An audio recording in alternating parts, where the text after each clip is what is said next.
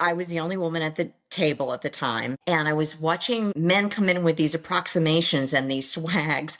And so when I was getting asked questions about my business or things going on, I was like decimal pointing it. Like it had to be accurate for me to be Yeah. able to commit to a number. Like, $30 million swings in results or budgets were being thrown around meeting to meeting. So I learned the fine art of approximation, and that it didn't have to be quite so accurate, and to be able to just let go of some of that, be at the table with like, I, I don't know everything that's going on, and that's okay. I can navigate this.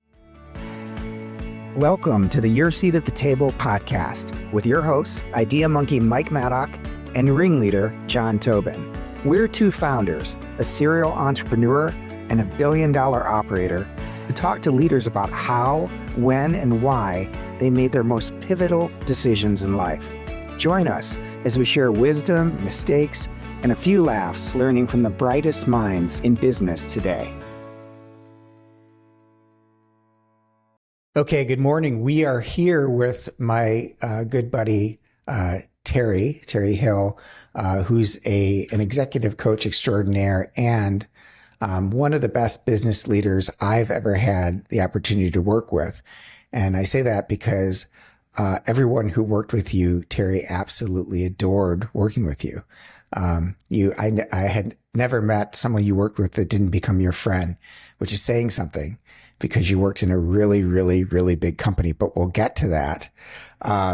Before we do, I'll do this, John. Terri, tell us your story. How did you wind up getting to the C-suite at Nationwide and Amex? How did you wind up getting there?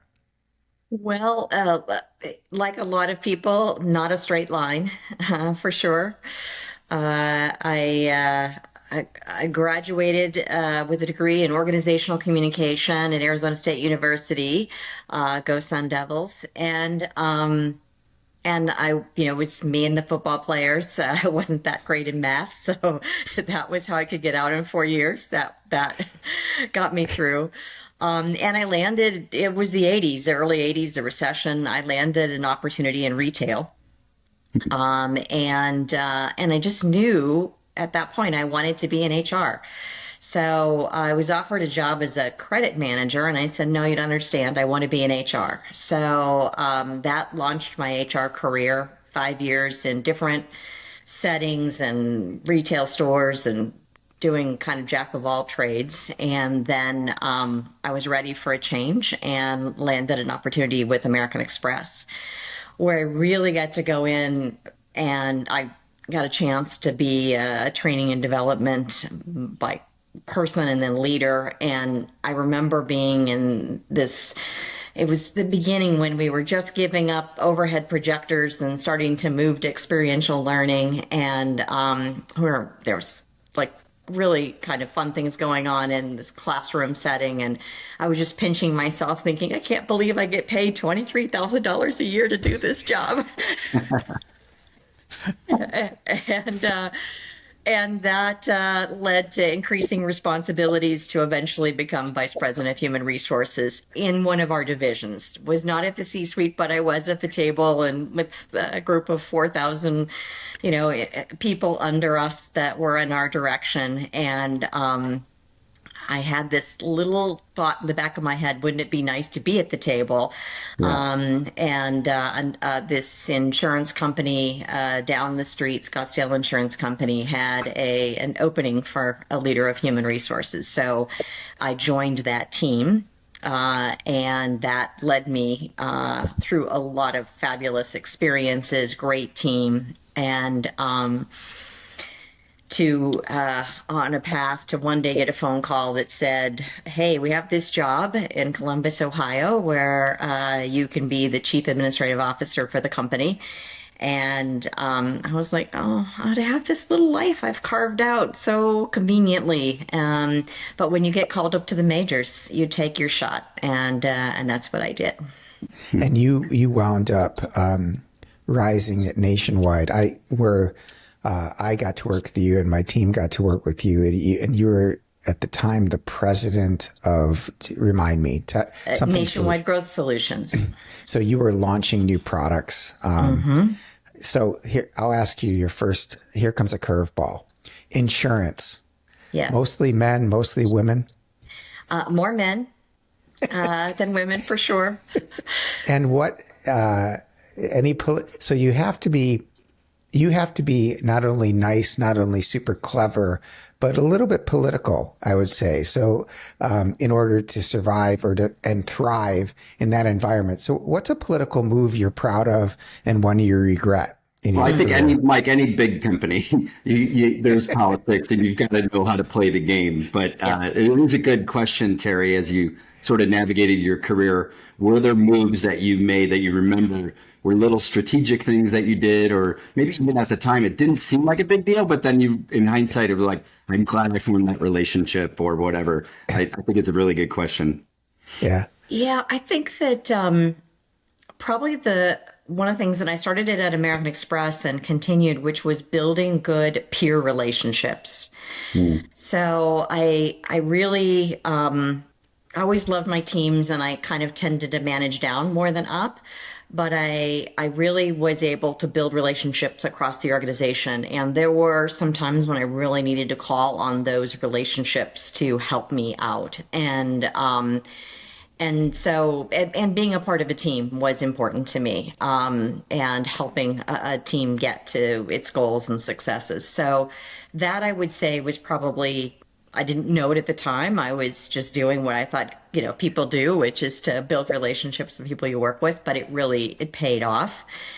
And I think that probably the thing that I regret was that I had in my head what executive leadership looked like. Hmm. Like the image of the St. John suit and and the just the presence you had to bring.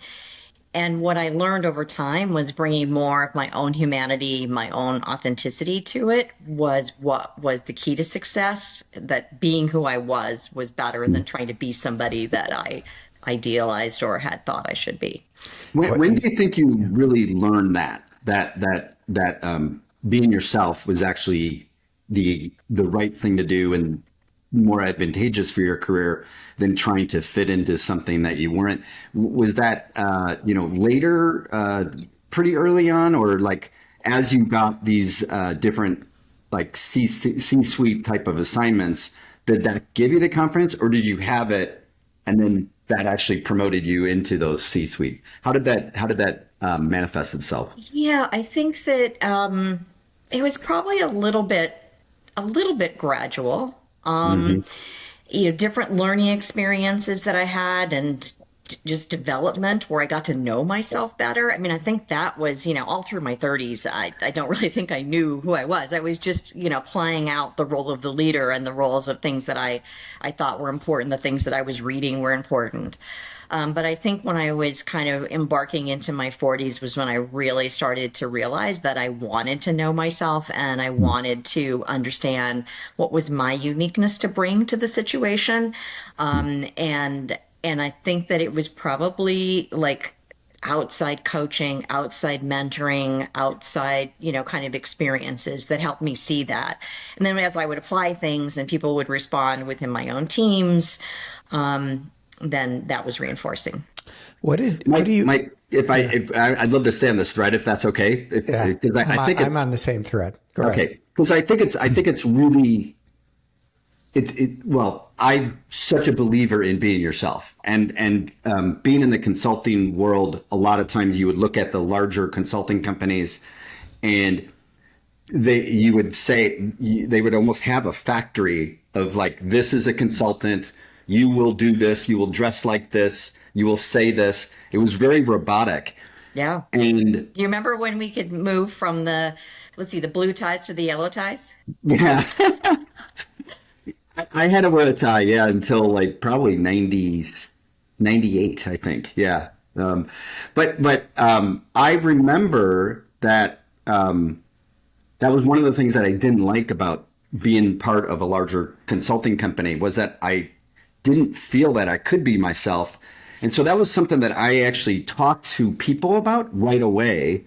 And I didn't know it at the time, but it really was like inclusive, like being, how do you be inclusive? How do you allow people to just be themselves and not worry about all the other noise? And yeah, I think the other thing about me personally was I'm not a very good public speaker, but yet people, like, whatever I would say resonated with them. And the way they would say it is like, you're just so authentic. You're just being you. Like, and I used to almost take it as a insult because I wasn't very polished.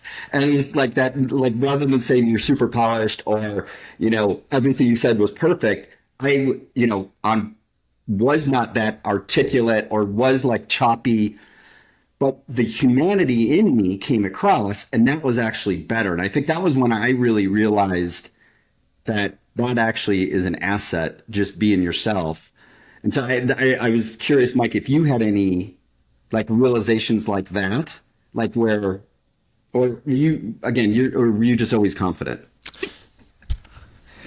I'm reminded that, Terry, you told me the story that you were talking to the CEO of Nationwide, and you said, Mike Maddock. And he goes, Mike Maddock, is that the guy that wore jeans in the boardroom?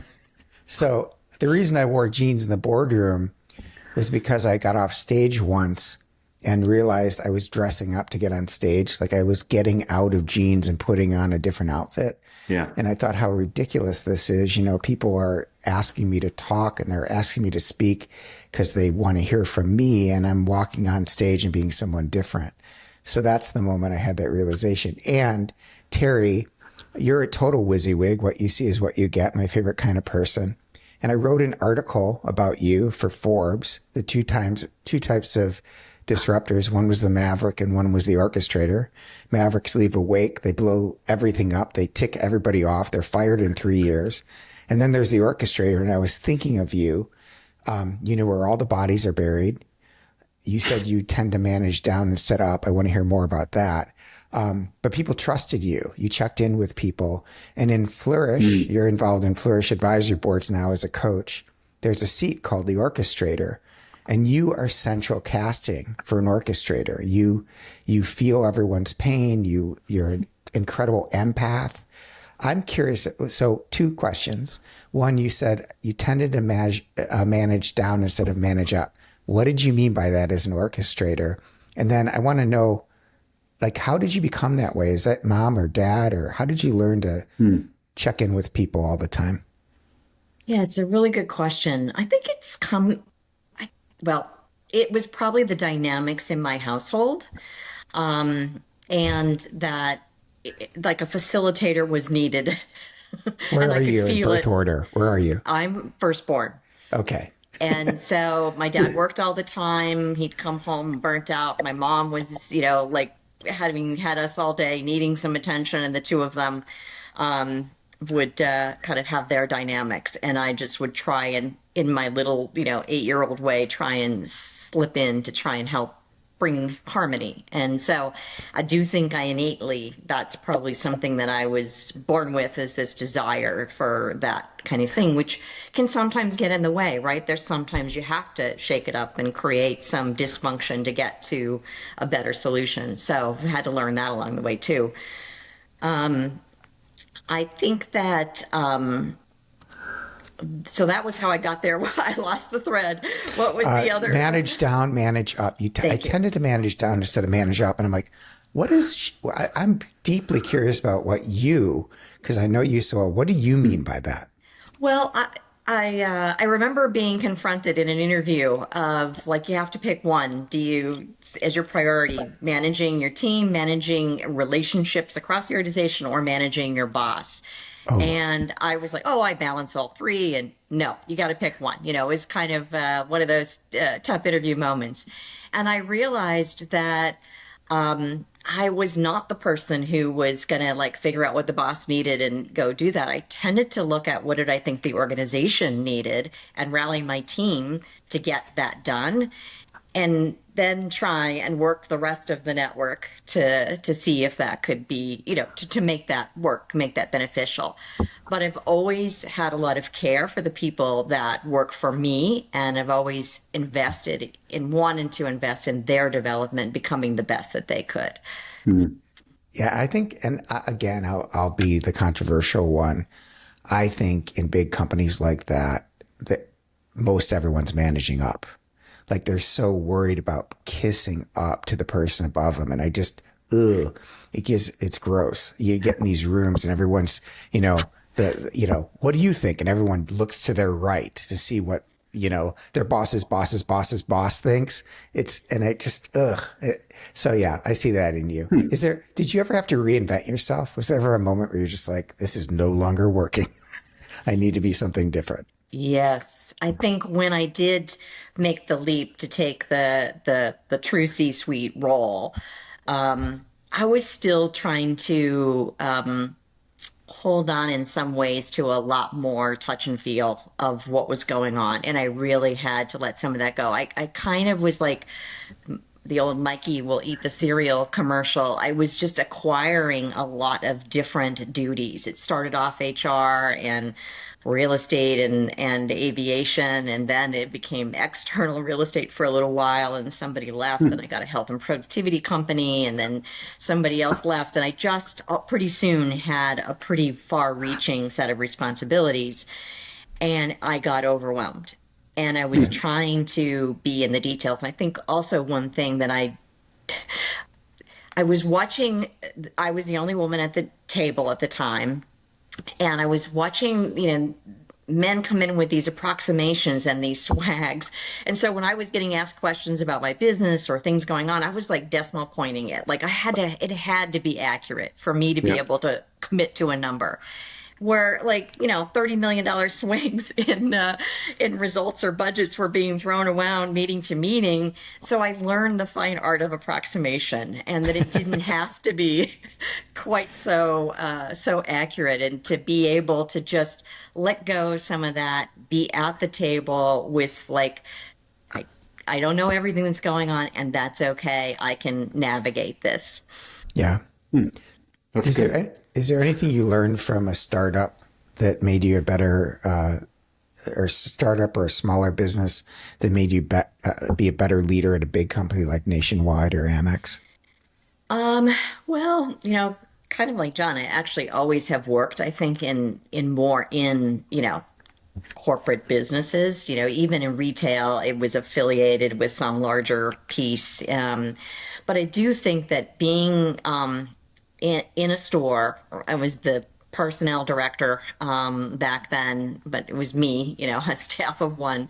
And so Christmas, we get on the floor and we sell. It's like you lock up the back offices and you get out and you do the work of what's needed. And I think that really, one, it really taught me to be involved with the business. So I'd always considered myself an HR leader who cared about the business and was wanted to know the business challenges, which paid off. And I think it taught me to be scrappy and find solutions and not know, because retail, you're starved. You have no margins, right? It's just Mm-hmm. like very thin. And so you just have to find resourceful ways to get things done. So as I moved to bigger organizations, when resources were limited, it didn't really scare me. It was just a way to we just find a new solution. I wanna ask you a little bit about HR, like in general, and Yes. and how you've been out of Nationwide since I think 2018. Is that right? Yes. Yes. So you've been doing executive coaching, but is it broadly executive coaching, or is it specific for HR? And I guess my question, because I kind of want to get into some of the latest things that I'm seeing from an HR perspective, and if you're abreast of those areas, especially from like an AI and a technology standpoint. So I want to ask you that, but like I don't know if you're still like in it or in those communities. That's great. Not really. I actually left human resources in 2009 Oh, wow. Okay. and moved over to be, as Mike was describing, a business leader. So I had that key moment, and I moved from HR over to the business and then ran that portfolio that we talked about. So I've actually been out for quite a while. Okay. And Okay. so yeah, not the best person for that question. Well, then no, that's actually helpful. I don't know if I picked that up, I guess, but like, so that's a big move Yes. to really run the business, as opposed to, thinking about it from an HR perspective. How did you prepare yourself? Like, how did you make that shift? I mean, you were always part of the business, like you said, and I Yeah. think the best HR people are.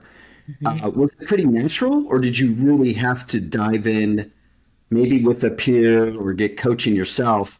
Like, how did that transition seems pretty huge, but I'm curious, like, how that was for you. It was huge. No, you're Yeah. exactly right. So while I prided myself on being a business-oriented HR leader, and I did have, pretty good sized set of responsibilities, running a business is a completely different animal. And in those first 6 months, I couldn't learn fast enough for what the business needed. I mean, I just felt like I was just in catch up. And a couple of things I did that made a big difference. One is that, I did bring over the finance person that I had had, and so that they could come with me because it wasn't my strong suit, and I knew I needed somebody who could work. I could work well with to get in and help me understand and break through the financials because not all the businesses weren't all in great shape, so we needed to clean that up. And I also brought over or brought in and brought over someone who could help me in a chief administrative kind of officer type role. And Yeah. so I had my own chief of staff to be able to. So those two things enabled me to be out and learning the business and working with the leaders in the business and doing that. I did get coaching, so I that was a really key point in my life that coaching was really pivotal, helping me, kind of navigate through the nuances of being a business leader versus being a functional leader, which are very different. Yeah. Did you ever feel like quitting? And if you felt like quitting, what kept you going? Definitely had those feelings. And what kept me going was that I had a team that was counting on me. Yeah. I knew Yeah. you were going to say that. Yeah. And so, okay, you're chief administration officer. In dark, quiet moments when the door is closed, what are you counting on that person to do? Like, what is it that they're whispering in your ear that why do they make the big bucks? What makes a great wing person? So having like a chief of staff role. Yeah. Yeah. That. So and for me, it was always a development position. So they were always somebody who, was hoping that would develop and grow and go on to do other things in the organization. And they had different skill sets. I had different folks in that role over time. And I think but the key criteria were that they would do what you said, which is they would, be observant, notice what was happening, and be able to close the door and go, like, you're missing this, and Yeah. let me show you. And I could be vulnerable, like, okay, I'm not really sure I'm understanding how that, like, let's break that down, or can you show it to me in a different way? I didn't like those chief of staff roles where they started to behave as you or started to try and use your authority to go get their own things done in organizations. The where it worked best for me was, so that I never hired for and didn't, I worked best when we were a team and helping to run this team together. But what great exposure, right? To be sitting, snug up next to a president of a division and be able to see pull somebody up from a lower level and to see the view from that level in an organization. Yeah. I remember talking to Dennis McDonough, who was the chief of staff for President Obama, and I asked him what the worst part of the job was. And he said, if I have to go into the Oval Office and say something to the president, it is going to be a shit sandwich. And I had to deliver it every time. And no matter what decision he made, half the country was going to be angry about it. Yeah. And I just thought, well, that's amazing. Like being able to have the ability to walk in and say, listen, I have to say something that you are not going to want to hear, but someone needs to tell you. And for you to trust that person enough to go, okay, I maybe I'm missing something. Tell me more. Yeah. Have some of your right-hand people gone on to do great things? All of them. Softball pitch. Yeah. All of them. Every one of them. I'm really proud of each one of them You must and be the proud. journey we were on. So yeah, no, it's the very rewarding. I met a couple amazing people. Great Yeah. job. I'm curious, and maybe we can get into it a little bit from the theme of this around being an executive and kind of having to make tougher decisions, or being at the table when you had to make a tough decision, especially in your role as president. Were there some tough decisions that you remember having to go through and make? And curious how that what you did to prepare yourself, or how you went about making that decision. It's kind of one of the themes that we try to ask people. But I'm thinking about for that role in particular. Yeah. There were a lot of things coming at you, a lot of different investments you could make as I'm looking at it. Just can you talk through maybe a couple examples of different decisions you made, and then how you went about that? Yeah, it's great. I mentioned that we had a health and productivity company inside the organization, which was doing everything from coaching, nutritional coaching for businesses, to helping people with chronic illness. And it was under the premise that, if we can help people be healthier, then they don't need the life insurance and other insurance Right. products as much, right? So Right. makes sense. It wasn't really core for a property casualty company, and it was an acquisition of three different businesses that were put together. Okay. As I came in to take a look at it, it was, well, one, it was 2009, so it was starting to be a tough economic time as the Yep. financial crisis was, and companies were pulling back from this kind of thing, and it was already losing money because it hadn't really been fully integrated, and it's struggling to have the IT capability to pull it off. So what do? Right? Do you keep pouring money into it and try? So we started down that path. What could we do? How could we go to India, lower cost on, Right. IT? So we explored different avenues and got the brutal facts in front of us. Which at that time I also brought somebody else on the team who was from kind of strategy space, who could come in and really help me kind of look at this, and the data just proved that it couldn't hunt. And especially, it probably could in 5 years, but not in 2 or 3. So we made the decision to divest. There were 500 people whose lives were at stake by that decision, who were working, employed by the organization.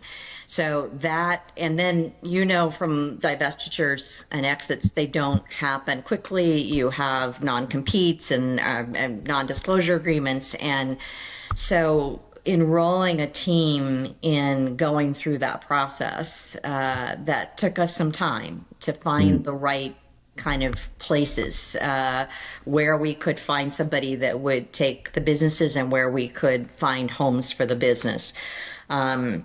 Was really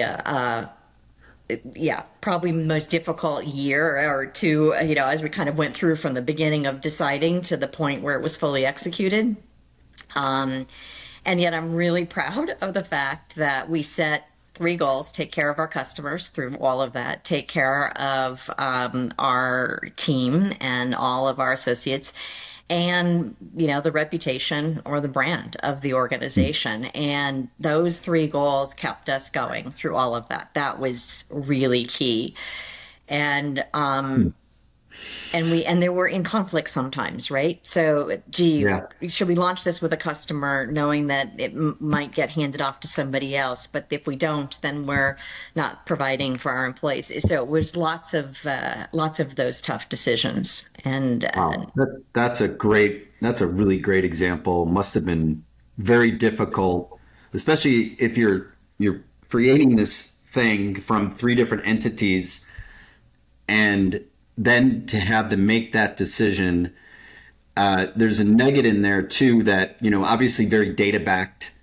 But I love the idea that you, even in this hard decision, this hard thing you had to do, you have these goals that were very righteous in a way, like very, very, very much humane and for good. And I just think that sometimes it's lost. Sometimes it's just a hardcore spreadsheet exercise. It's just like, just slice it, take the tax right out. Like that's how I think sometimes it comes across. Yeah. But I love that idea. And one of the things that I hope people like get like a couple different little nuggets and then they try, but as you're going through a different difficult thing and the data says to do this, I love the idea of creating goals towards when you're on the other side of it. Yeah. And what are those goals that will make you feel good, even that you had to go through a hard thing. Yeah. I think that's fantastic. And to add two things to it. One was once we could see some of the data, we brought the senior team in, and particularly the entrepreneurs that we had acquired and brought in, who obviously did not want this. And they had just taken their life's work and handed it to this organization to become something different. So, but it was like, and we took us multiple reps through the data because it wasn't believable at first. It didn't seem right, and it wasn't what they'd been hearing. So it was just like being patient to get the team to see the same truth that we were seeing in the numbers, and validate too, because maybe we were seeing something wrong. Once we got to that point and we made the decision, we had to go find a banker. And the first banking group we brought in were exactly, we can harvest some of your customers, and we'll get you a little bit for this. And I was like, what if I told you that was not acceptable? That what I want is somebody who will employ the team. Yeah.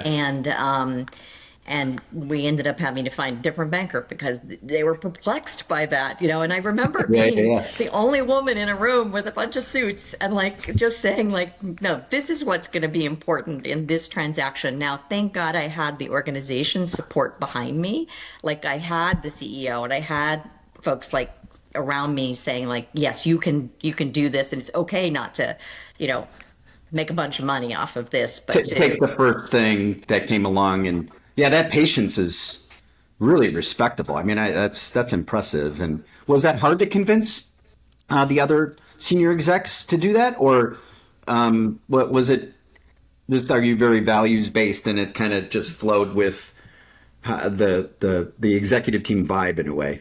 We're, and I think still are, a values-based organization. So that was in our favor. And I had a really supportive leader at the time who got on board with me and then handled, any of the interference that, needed, to be able to do that. So, and we had been peers, and then I went to go work for him. So that another moment where the peer relationship piece paid off. I just noticed you spoke about nationwide in present tense, which is sweet. Yeah. You're still part of the team. Yeah. So, hey, here's anything you'd tell your 35-year-old self today, like on the look back, having been through, you got to the top of an organization, a really good one.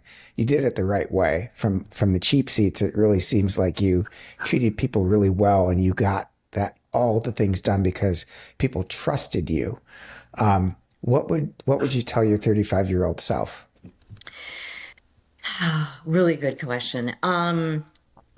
Well, take more vacation.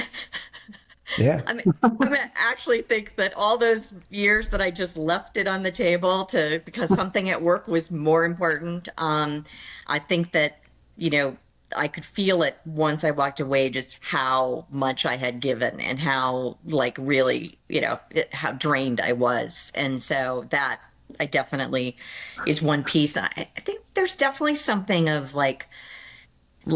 if you know now as you know then, there was something about confidence too. I did not have a lot of confidence, in those early days. I, had enough obviously but it was more of a hard work ethic than it was confidence, and the confidence came along the way. So believing, because I wasn't like everybody else, I wasn't a career insurance person. I was different. I had some, I was more a people person, taking those things and applying it, in that world. And so when you're a little bit different than the norm, it erodes at whether or not you feel good about what you're doing. Yeah, I remember. So I mentioned earlier your central casting for orchestrator. the six seats around an executive team are the operator, the strategist, the rainmaker, the visionary, the futurist, tech futurist, and the orchestrator. The orchestrator is the glue that keeps the team together. And I remember you would ask our team to come in early before everyone got to Nationwide. And I remember it was like a scene from Mad Men. There were all these executive assistants making coffee at like 7 a.m. and that they're the only ones in the building except for you. And we'd come to your office and you'd sit us down and say, hey, look, this is what we're trying to do. Here are the people involved and here is what they care about. And you really were you'd coach us up on here's what people are worried about. This is what they're trying to do. And we would walk into a room just knowing all the, where the passion was in the room. And it was because you were strategic about making people feel good about outcomes. And it is your superhero power, Terri. You're really good at it. And I know you're coaching at Flourish, but you're coaching executives all the time. And I've gotten to recommend you a few times because you're just like a ninja. So anybody listening to this who wants an amazing coach, an executive coach who's seen most everything in large organizations, I couldn't recommend you more. You're incredible. I have rapid fire questions, John, but I want to get into the coaching a little bit because it's something that, I'm not a certified coach, but that's kind of almost the job I'm in is really executive coaching. It sounds, when you made the transition out of Nationwide, were you certified executive coach already? And then like to start the company that you have, was that like just a no-brainer, or did you have like a couple of clients already? Like I'm just curious, like that transition that you had as someone that may go through that transition soon. So I'm certifiable, John. Certifiable. Asking for a friend. I had not.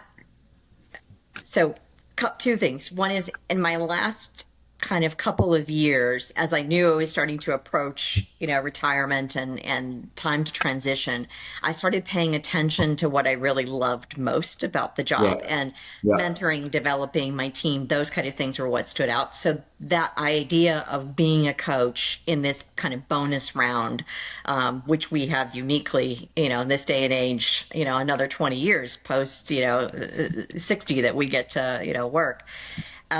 Or contribute in some way.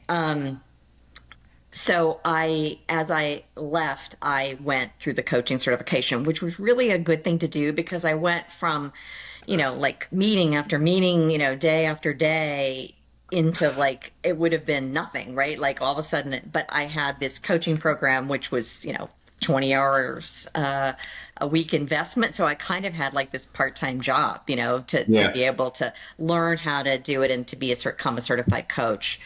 And I did not have clients going into it, but through the coaching certification, you're required to do, certification hours. And so I built a small clientele through that. And then just put it out there. But my business comes pretty much 100% referral now through the networks that I have.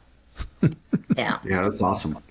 Are you pretty, and this maybe sound like a weird question, but like, are you pretty busy? Like, is it full-time or is it like very part-time? And then even, let's say it's not, I'm telling myself a story, but was it ever like, oh, this is full on? I have, like 10 clients and like, I'm just curious on the cycles of that. Yeah, it is a little bit cyclical. I'm not intending to do it full time. So it's part of a portfolio life at this stage where I can, exercise and do other things that I let go all of those years while I was busy working. So the work part has shrunk and the pie and the other pieces of, friends and family have grown. And so, but it is possible to be full-time busy with coaching. And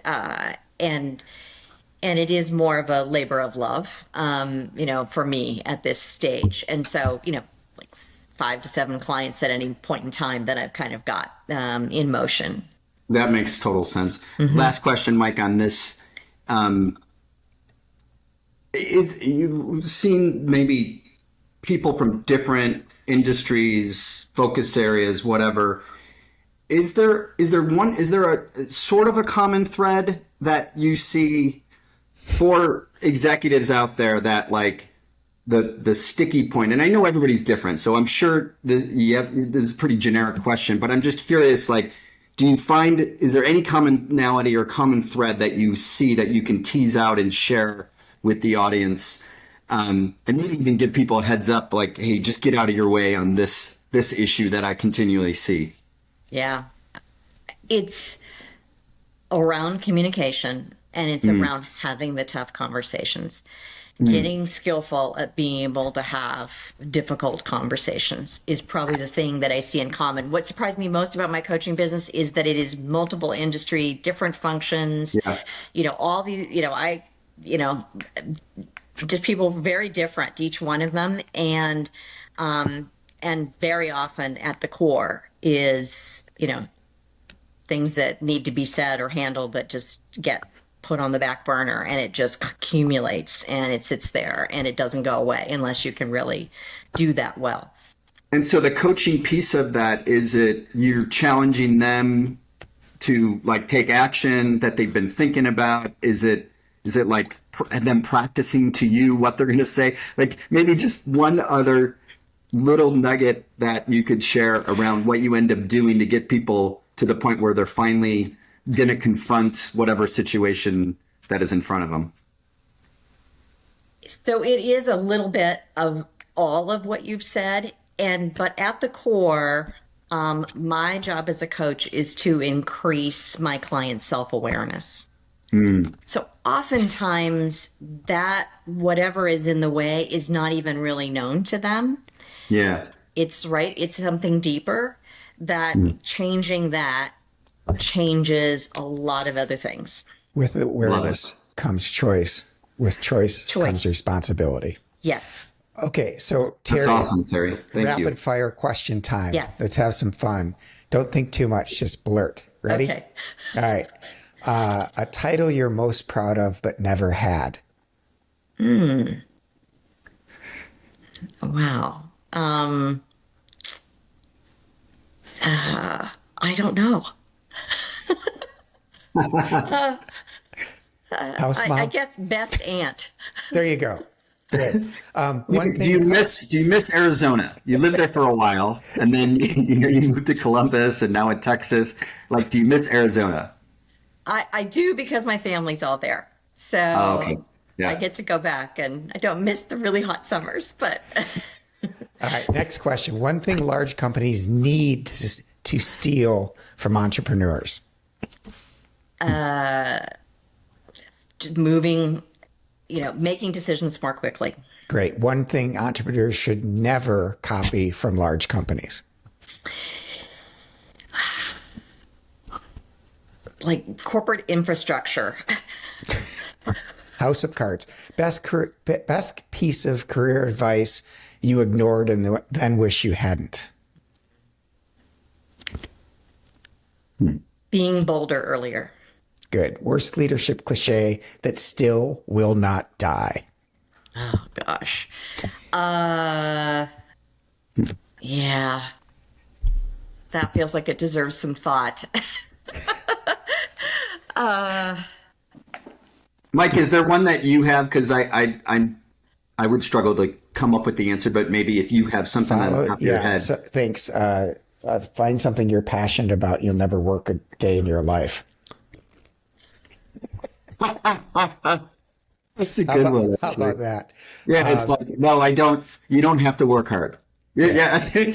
No, I just think. Don't get me started on that one. I think it's a lie we tell our children these days, and so they're like, "Well, I'm not passionate about that, so it must not be a good job for me." No, that's not how it works. Your passion will find you. Okay, sorry, off the soapbox. That was a good one. No, that was It's a really good one. Yeah. Yeah. And it's What's more powerful in a meeting, Terri? Silence or certainty? silence. Silence. See, now that's a lesson I should have learned many, many years ago. And never. A book you'd give away more than any other. Two, really. And these crucial conversations. back to the question that John asked. And I think that another one, which is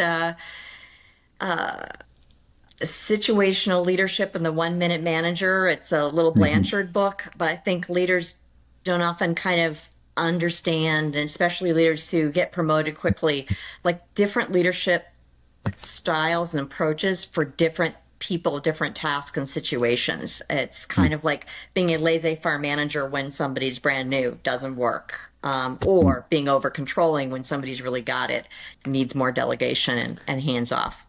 Those are great answers. I would have sent you wine if you said plan D, but let's move on. The first thing you notice in a great leader. Authenticity. Yeah. Awesome. To your point, John. Hey, sorry, Mike, maybe not a rapid fire one, but it just got me thinking. The last 3 years have been, I think, really difficult for corporate America, or corporate, but bigger companies, I think, in general. And I'm curious if you've seen any patterns change with leaders and what they're struggling with. I mean, I know I asked the thread about what's common, but I'm just curious if you've noticed, like, okay, more stress or more things they feel uncertain about or not in control of. I've noticed that a bit, like with our buyers, people buying, they're not quite sure to buy. Whereas 2021, after COVID, 2022, it's like go, go, go, go, go, and then pull back a lot in 23.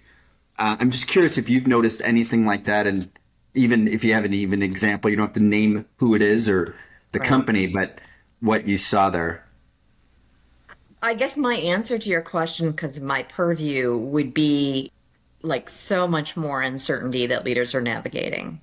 And so not feeling on solid ground on hardly anything. Like you say, do you acquire talent now? Do you not? Do you have to sell something to make the margins work, or do you stick it out?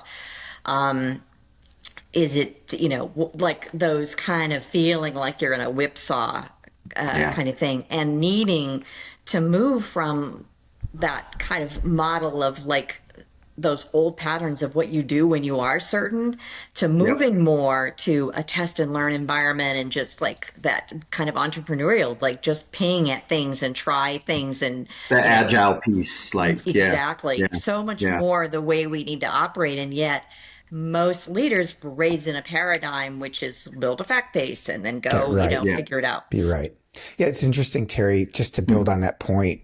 The transition that I've seen in these advisory groups, these CEO groups over the last 2 months, is what I'm starting to hear now is, okay, we can no longer wait till this is over. This is a permanent state of uncertainty. So we just have to deal with it, which is exactly what you just said. But that light bulb is just now going on. And I think it either takes a pivot, like leaders to think differently, or different types of leaders in that situation. Okay. Yeah. We're out of time, but I have one last question for you before I say thank you. Is there something that we should have asked you, or a question that you wish people would ask you more often? You've asked such great questions. I think that, and it's been a fabulous dialogue. Thank you both for that. I think, no, I feel complete. All right. Thank you. I feel complete too, Terri. You're amazing. You're wonderful. Thank you for amazing background. Yeah. Really great stories. And I think that I could see you as an executive coach. I have to say, like, I could totally see that. He's about to hire you. Yeah. You got a gig. It happened. Well, I think the experiences, but the way you look at things is very similar ethos for, like, myself, the company I work with, Slalom, and it's just very human based, honestly. And it comes back to those things, and, calling people out on being accountable to live their values, basically. And so anyway, it just like so clearly comes through from you. And I just really appreciated this conversation. Well, thank you for reflecting that back. That's wonderful. And thank you for the time. Grateful for you, Terri. Yeah. Thanks, Terri.